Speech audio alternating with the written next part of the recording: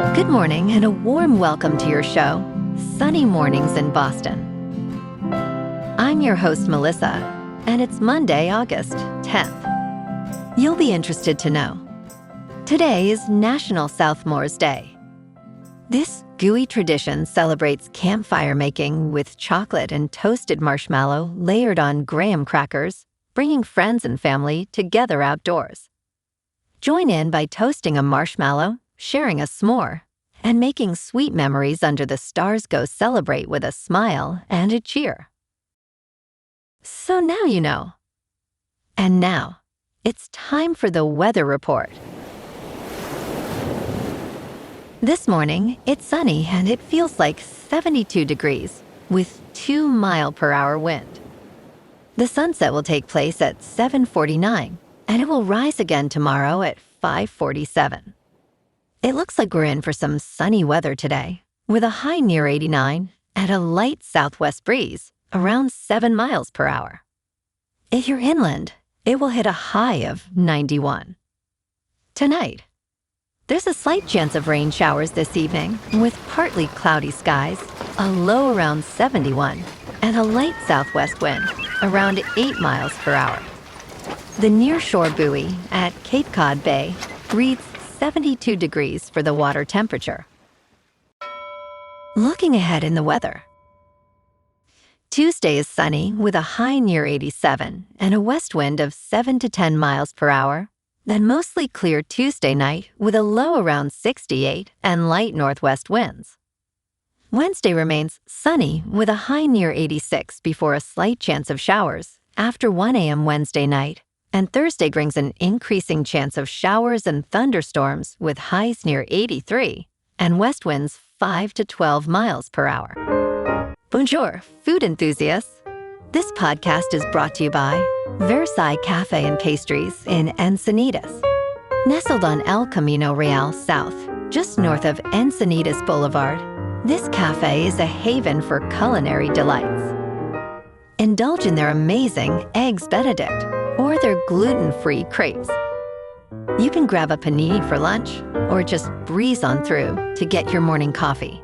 They are open every day from 8 to 5. So stop on by and don't forget to tell them Sunny Morning sent you.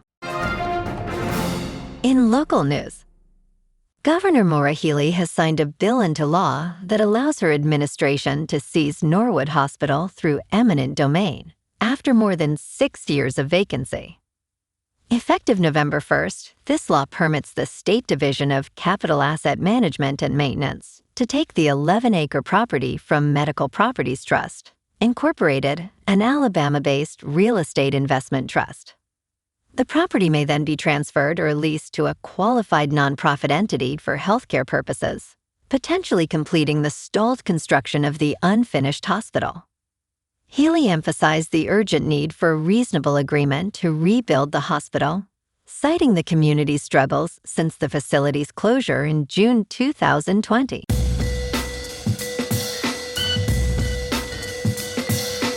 Now on to sports. Caitlin Clark will not face suspension after the Women's National Basketball Association rescinded her 8th technical foul of the season, according to Kareem Copeland of ESPN. This ruling came after Clark received the foul during a game against the Chicago Sky on Saturday. The Indiana Fever appealed the decision as head coach Stephanie White confirmed to reporters. Had the suspension occurred, Clark would have missed an upcoming game against the New York Liberty on Tuesday. She received the technical after making contact with an official while stepping out of bounds. Clark's 7 technical fouls are the most in the league this year. The 3-time All-Star is averaging 21.5 points and 8.0 assists per game this season.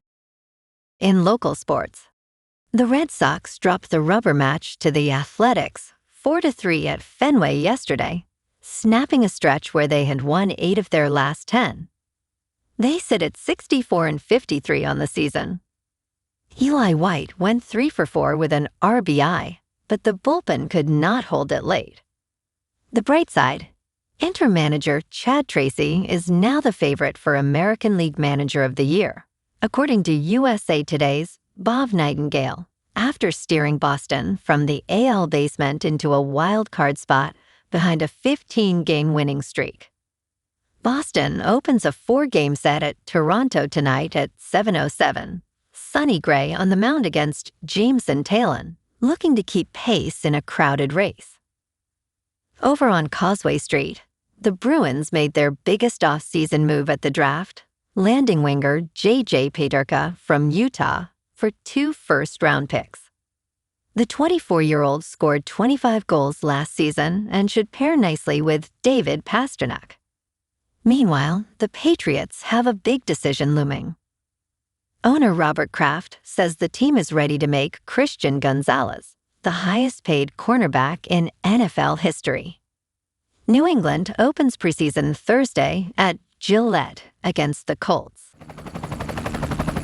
In top news, crews are battling wildfires in the western United States and Canada.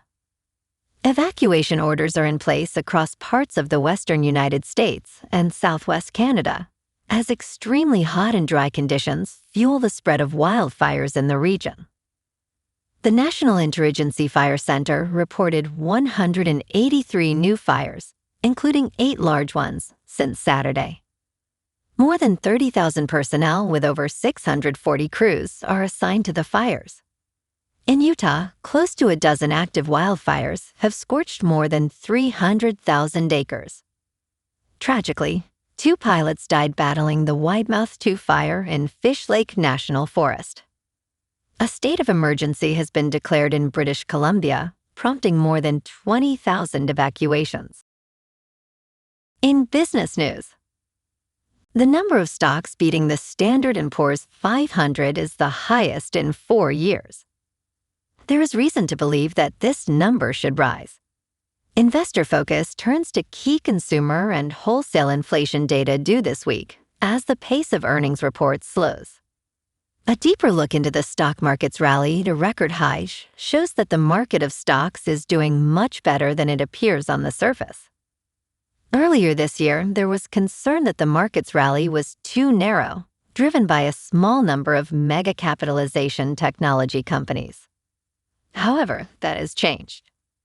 The more stocks participating in the rally, the merrier. In crypto movement, Bitcoin is up 1% over the weekend to $65,000. Ethereum is up 1% to just over $1,900. And XRP is up 1.5% to $1.03. Moving on to a more local vibe. In our community spotlight on health and wellness, we are working with a national Pilates studio to bring you some free classes, so listen up. Check out Club Pilates, with several locations in the Boston area. Pilates presents a comprehensive wellness approach, cultivating strength, reducing tension, and elevating mental well-being. Scientific research affirms its benefits. So now you can check out Club Pilates for a free class, with locations in Canton, Wellesley, Hingham, Brookline, and Framingham. Just be sure to tell them Sunny Morning sent you by. And now, back to the show. Let's talk tech. Scientists have finally created what might be the only thing that can get metheds to eat their veggies: protein lettuce. By inserting pig genes into the chloroplasts of lettuce and tobacco cells, researchers grew produce containing the animal protein myoglobin, they report in a new study. This could pave the way to reducing environmentally destructive meat consumption. Study lead author Alexia Groff stated, "Our study demonstrates that higher plants can stably produce myoglobin." The lettuce and tobacco plants yielded about 800 milligrams and 810 milligrams of myoglobin protein per kilogram of their dry weight. Researchers are optimistic, but caution that safety and sustainability need further proof. And in entertainment news, James Gunn has officially shut down a major rumor regarding a sequel to The Batman. One of the most intriguing trailers released this past week is for A24's Primetime, featuring Robert Pattinson as Chris Hansen. The film has captured significant attention, earning over 6 million views in its first day. Pattinson is experiencing the best period of his career, with roles in Primetime and The Odyssey, along with an upcoming role in Dune Part 3. However, The Batman Part 2 has been delayed to February 18th, 2028, and Gunn has denied rumors of back-to-back filming. The cast includes Pattinson, Colin Farrell, Andy Serkis, and Scarlett Johansson. Well, alrighty folks, it's time for the quote of the day. And today, our quote comes from the American journalist and author Robert Quillen. And he said, "Character is made by what you stand for, reputation by what you fall for." And that's a wrap for this morning. You can check out our Instagram, YouTube, and TikTok for some captivating aerial videos with local news and the weather reports. Have an amazing day, my good friends. We'll see you tomorrow with another episode of Sunny Mornings in Boston.